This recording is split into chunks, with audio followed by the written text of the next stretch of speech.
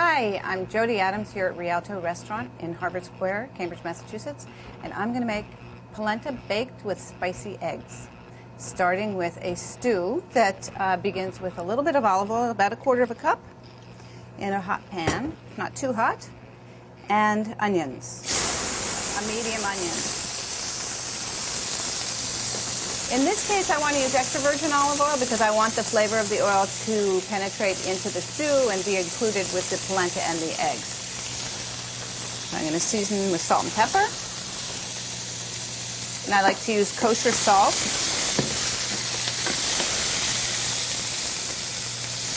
And this will cook for about 10 minutes until the onions are tender.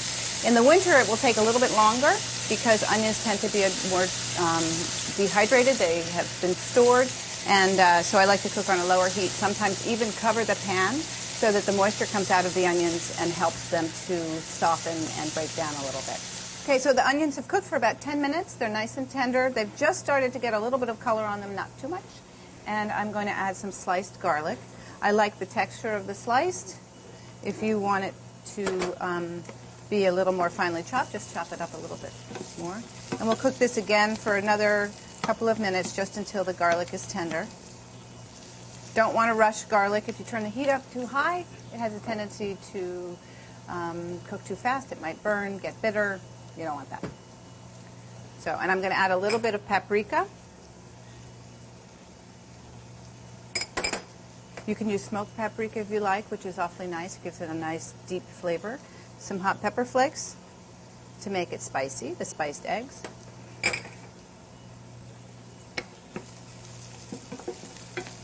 Gives a great color as well. And then I'll start adding the rest of the ingredients. I have some andouille sausage that's been cut into a fine julienne. You can use any kind of spicy sausage that you like. Some peppers that have been roasted in julienne, and some tomatoes that have been roasted and peeled and julienned as well.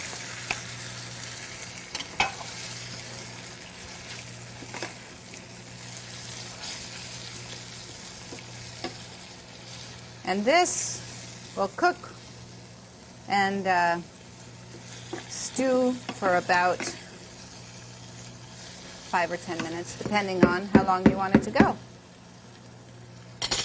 And while that's cooking, what you can do is start your polenta. So the next step for the polenta and spicy baked eggs is the polenta. And this is beautiful, beautiful polenta. It's heirloom. It's cornmeal that's stone ground. You can see the different colors and textures in there. I just love this polenta. And for this particular dish, it's nice to have polenta with some texture, not a smooth, instant polenta. This is really the way to go. I'm going to start by seasoning the water with some salt. It's important to get the salt in the water. It's hard to get the salt into the polenta if you wait until after the polenta is cooked in the water. And polenta likes a lot of salt. It can be very flat tasting if it doesn't have salt. And then slowly add the polenta. You can pour it this way or just sprinkle it in with your fingers. Make sure you whisk as you go.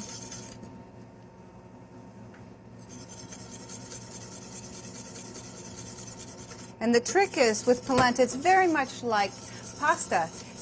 You want to keep it moving until it comes to a boil. If you don't keep it moving, what happens is that the cornmeal falls to the bottom of the pan and it can get stuck and burn, just as pasta will fall to the bottom of the pan and get stuck. I'm turning the heat down now. I had it on high to bring it to a boil. Turn it down. The polenta will take about 45 minutes. What's happening here is that the starches in the cornmeal are absorbing the water, and the water, some of it is evaporating as well. And once that comes to the right consistency and the cornmeal has absorbed as much water as it can, then it will start to thicken and you have a beautiful texture. Stir it every once in a while. Okay, we've been standing here for a long time waiting for this water to boil. And we did actually test the notion that a watch pot never boils it. So we stopped watching it, and now it's boiling. I'm going to poach some eggs in this boiling water. And the water first needs some salt, of course. As you've seen, I put salt in everything. We need a little salt for flavor. And then I put in about a tablespoon of white vinegar to help the eggs coagulate. So that acid does a nice job of bringing a little shape to the egg.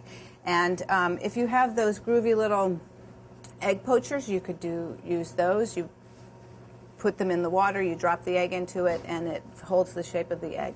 I don't have any of those, so I'm going to do something else. So what I have done in order to make putting the egg into the water easy is to put the eggs into a teacup. And I have 8 eggs, so I have 8 teacups. And they look like they're all marching in a row, ready for something important, which they are. You want the water to be boiling.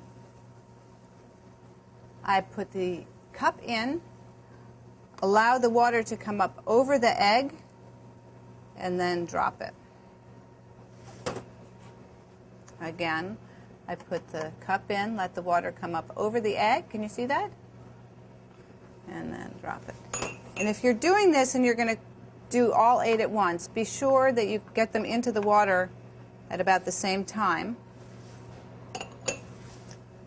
because it's hard to keep track of them. But you want to start taking a look at them to see how they're doing. That one still has a little bit of time. And maybe lift them up off the bottom of the pan once they're set so they don't overcook on the bottom. What will happen often if they're just sitting on the bottom of the pan is that egg yolk, that's the heaviest part of it, will overcook. And there we go. A nice poached egg out on the plate.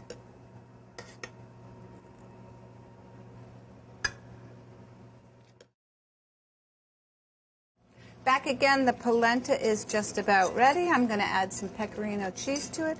I like adding a sharp cheese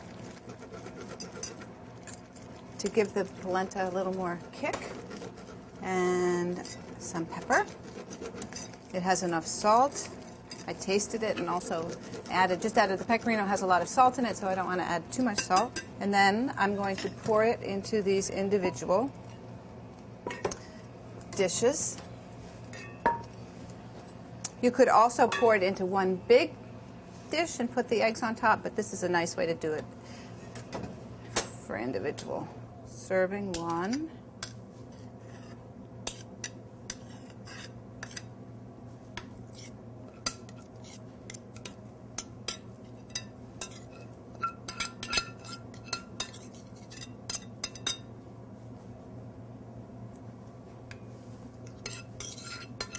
And this is also, you could stop at this point. You could pour the polenta into the pans, let them sit.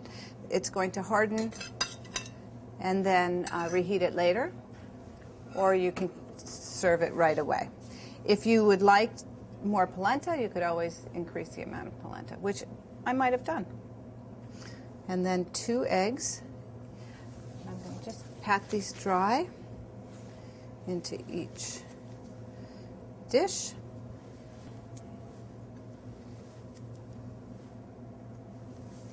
Okay.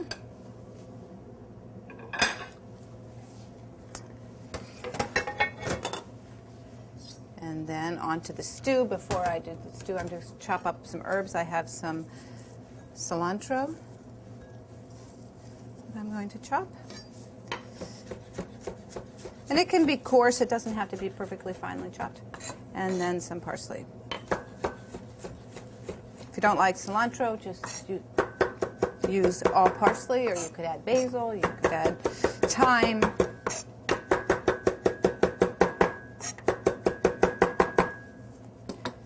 Whoops. And here is our stew. I will add the herbs to the stew.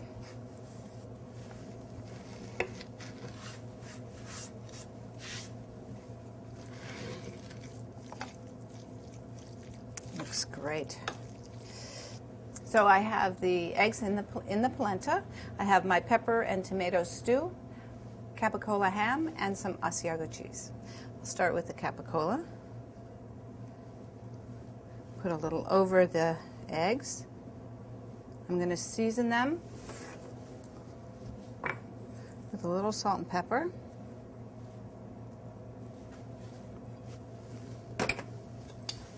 And then the pepper stew around.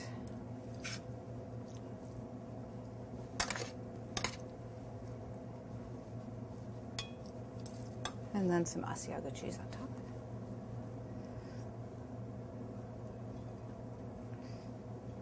And into the oven.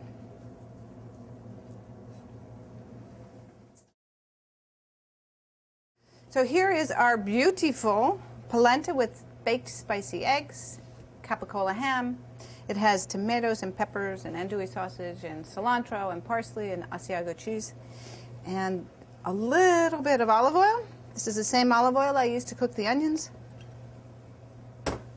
And some sprigs of parsley. And this is a dish that can be served at brunch, at supper. So I like to add a little more hot red pepper flakes. And there you have the polenta with spicy baked eggs. It has capicola ham and a little cilantro.